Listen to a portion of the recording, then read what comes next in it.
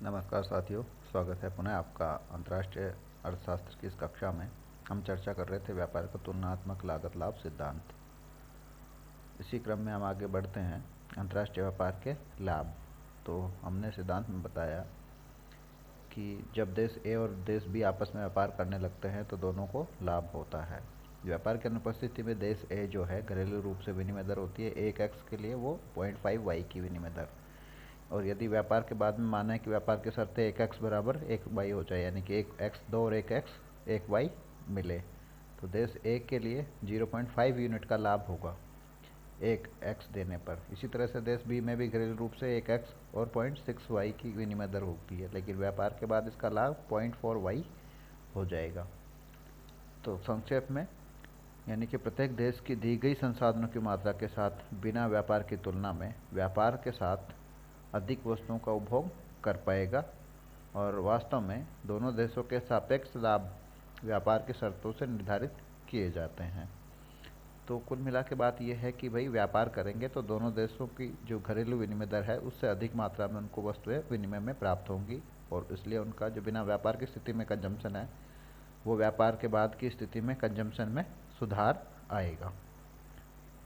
और जो व्यापार से जो लाभ होंगे वो जो है उनका बंटवारा उन दोनों को अलग अलग अनुपात में हो सकता है, लेकिन ये निश्चित है कि दोनों को कुछ न कुछ लाभ जरूर मिलेगा। वास्तव में तुलनात्मक लागत का सिद्धांत दिखाता है कि दोनों देशों के लिए व्यापार से लाभ प्राप्त करना संभव है, भले उनमें से एक देश उत्पादन की सभी श्रेणियों में अन्य की तुलना में अधिक कुशलता वाला हो। यानी कि अगर दोनों ही वस्तुओं में, यहाँ पे हमने देखा कि ए देश है दोनों वस्तुओं में निरपेक्ष लाभ प्राप्त रखता है, लेकिन तुलनात्मक लाभ के आधार पर, लागत लाभ के आधार पर अगर वो विशिष्टीकरण करते हैं तो दोनों देशों को उसमें लाभ प्राप्त होता है। तो क्योंकि प्रत्येक वस्तु के उत्पादन के लिए आवश्यक साधनों की प्रचुरता अलग अलग देशों में प्रत्येक वस्तु की मांग के साथ समान रूप से संबंधित नहीं होती है। तो इस वजह से क्या होता है कि फैक्ट्री एंडोमेंट्स अलग अलग होते हैं और उनकी डिमांड पैटर्न्स अलग अलग होते हैं। तो अगर उनके सप्लाई पैटर्न्स भी बदल दिए जाएँ विशिष्टीकरण करके, तो उनको दोनों को उससे लाभ प्राप्त होगा। इसी प्रकार तुलनात्मक लागत लाभ के आधार पर विशिष्टीकरण स्पष्ट रूप से व्यापारिक देशों के लिए एक लाभ का प्रतिनिधित्व करता है, क्योंकि एक संबंधित देश में प्रचुर मात्रा में उपलब्ध साधनों का पूर्ण उपयोग करके विभिन्न प्रकार की वस्तुओं के अधिक मात्रा का सस्ती कीमत में उत्पादन करना संभव हो पाता है, और उन वस्तुओं का पारस्परिक विनिमय के माध्यम से अपेक्षाकृत सस्ता माल प्राप्त करने में सक्षम बना पाता है दोनों ही देशों को। तो पहले तो बात कि अबंडेंट फैक्टर जो है उसका यूटिलाइजेशन करेंगे हम किसी वस्तु के उत्पादन में, तो वो सस्ती रेट में बनाएगा, और फिर उस वस्तु को दूसरे देश में बनी हुई सस्ती वस्तु से हम आदान प्रदान करेंगे तो हमारे लिए लाभदायक स्थिति होगी। रिकार्डो का सिद्धांत मुक्त व्यापार की पैरवी करता है। उन्होंने कहा कि मुक्त व्यापार दुनिया के लाभ और कल्याण में वृद्धि की पूर्ण आवश्यकता है। मुक्त व्यापार उत्पादन की सामान्य मात्रा को बढ़ा करके सामान्य लाभ को जन्म देता है, और एक समान हित और आदान प्रदान द्वारा सभ्य दुनिया के अलग अलग देशों को एकजुटता में या एक सूत्र में बांधता है।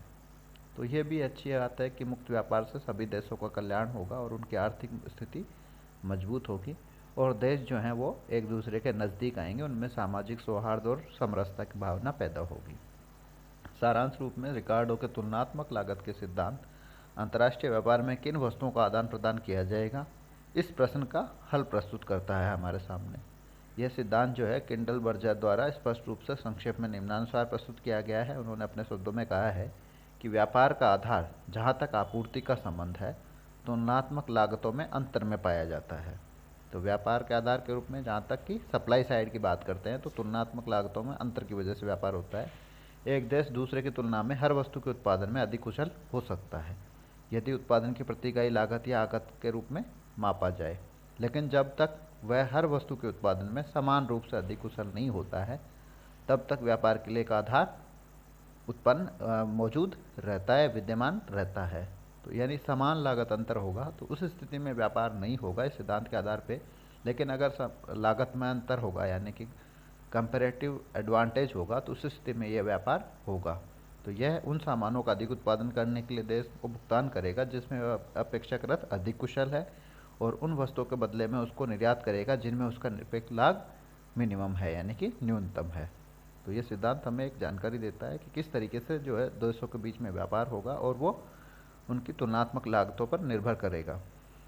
इसके बाद हम चर्चा करते हैं सिद्धांत की कुछ आलोचनाओं की या सीमाओं की।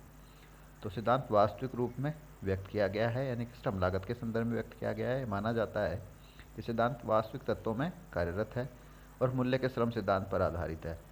यह वस्तुओं के विनिमय की व्याख्या करने के लिए श्रम लागत को गिनता है, लेकिन कुल लागत में गैर श्रम लागतें भी शामिल होती हैं, क्योंकि श्रम उत्पादन का एकमात्र साधन नहीं है।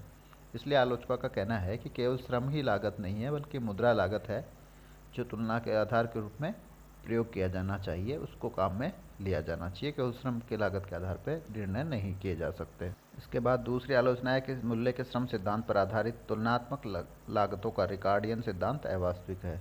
इसके अलावा मूल्य का श्रम सिद्धांत बहुत ही दोषपूर्ण है, क्योंकि यह अयथार्थवादी या अवास्तविक मान्यताओं पर आधारित है कि जैसे कि उत्पादन का श्रम एकमात्र साधन है, श्रम की सभी इकाइयाँ समरूप हैं, श्रम की पूर्ण आंतरिक गतिशीलता है और मुक्त प्रतिस्पर्धा या परफेक्ट कंपटीशन पाया जाता है।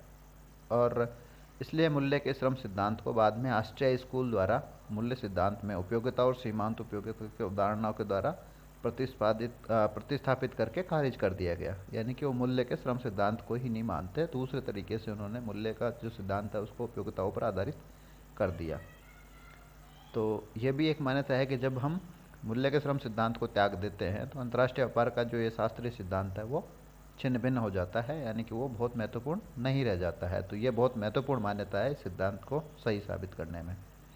तीसरी जो आलोचना है कि रिकार्डियन सिद्धांत गलत तरीके से श्रम को एक सजातीय कारक मानता है। आलोचकों ने का कहना है कि तुलनात्मक लागत सिद्धांत में श्रम की समरूपता एक अंतर्निहित धारणा है, लेकिन श्रम एक सजातीय कारक नहीं है, यानी कि सभी साधन जो हैं सभी श्रमिक एक समान योग्यता और स्किल वाले या कुशलता वाले नहीं होते हैं।